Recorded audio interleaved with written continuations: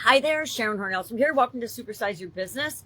Today we're going to talk about how to use the 4 different types or levels or types of conscious or our mind, the levels of our mind to supersize and grow your business. Today, normally I spend 4 days talking about this, but there's so many topics on mental health and well-being that apply to us individually as part of this year's annual challenge and supersize your business. I'm just going to spend 2 days on it. So we're going to talk about the conscious mind today and the unconscious mind today, and what it is, why it matters, and how we can use it to supersize and grow our businesses fast, right? Because the more we are aware and the more we merge together all 4 levels of consciousness individually and together as a collective for our organization, the better decisions we make, the faster and more efficient and effective we are, which gives us a competitive advantage. It causes us to see opportunities that we wouldn't otherwise even notice or see because other stuff going on in the world that's getting our attention.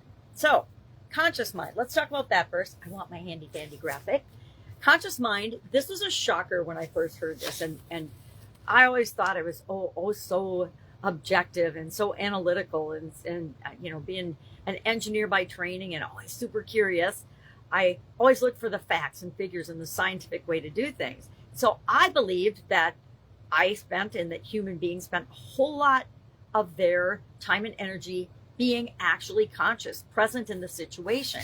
And then I found this statistic that we spend 10% of our time in our conscious mind, and everything else, 90% of what goes on with us in our brains, in our thinking, in our analytical behavior, etc., it happens at a subconscious, unconscious, or superconscious level. We're going to talk about each of these areas and why it's important. And then we're going to talk about our unconscious. The unconscious to me is the sleeping part of our consciousness that is on, and it's really not sleeping. It's doing all the things and running all the operations and systems and things that we need to have running for us without us having to consciously think of them.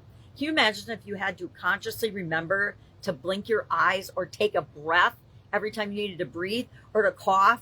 It would take up all of our time. We would never, if those physical things and mental things weren't handled for us automatically, we would be in deep, deep trouble. So let's talk about that first. Let's talk about the purpose of the unconscious with the magnifying glass, of course.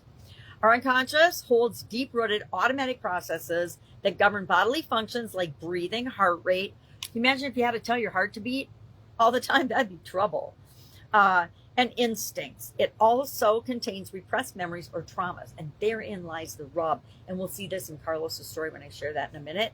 But why does it matter? Because unprocessed traumas or suppressed emotions or memories, unconscious things can affect our mind, our mood, our behaviors, our mental health, even sometimes they can increase and they often show up as anxiety, phobias, and depression.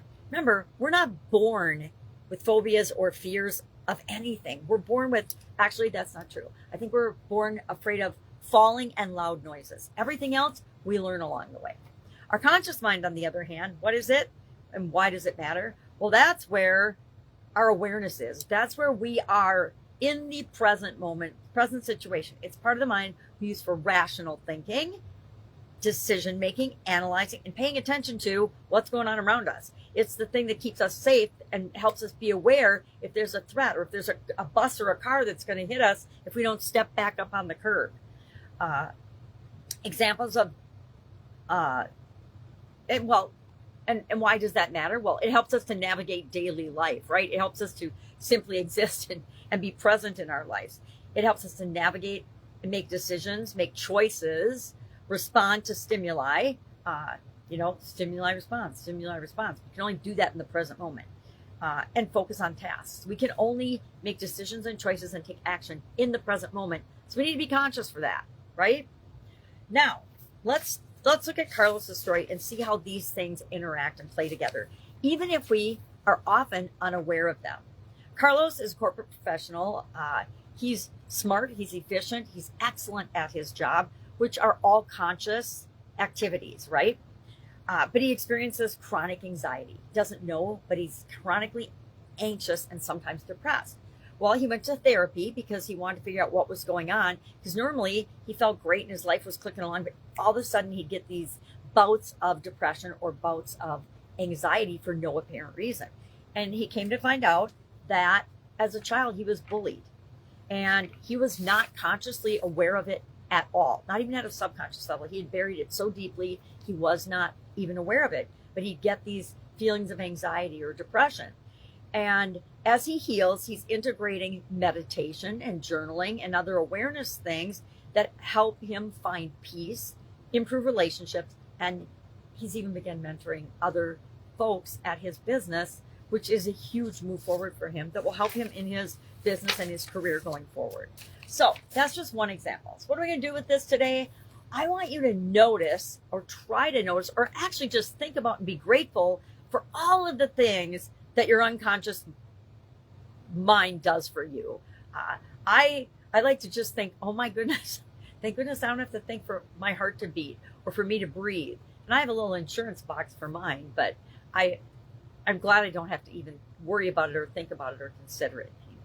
I'm also very grateful that I can choose to be in the present moment so I can make better decisions, so I can learn, so I can experience things that I would otherwise miss. I remember when I was raising my kids and they were younger, I would get them busy doing something so I could be busy doing the other things that I had to do. And I feel looking back that I wasn't present enough for them and that I missed out on a lot of the experiences that we could have shared together.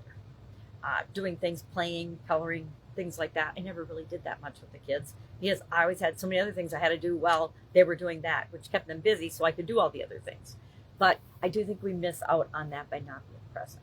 So share your thoughts on the unconscious level of your mind and the conscious level of your mind. What have you thought? What do you think about that, right? So we can learn from one another. That's all I've got today. Have a great, if you're in the USA, 4th of July weekend. Otherwise, just have a great weekend. And I will, of course, be with you tomorrow.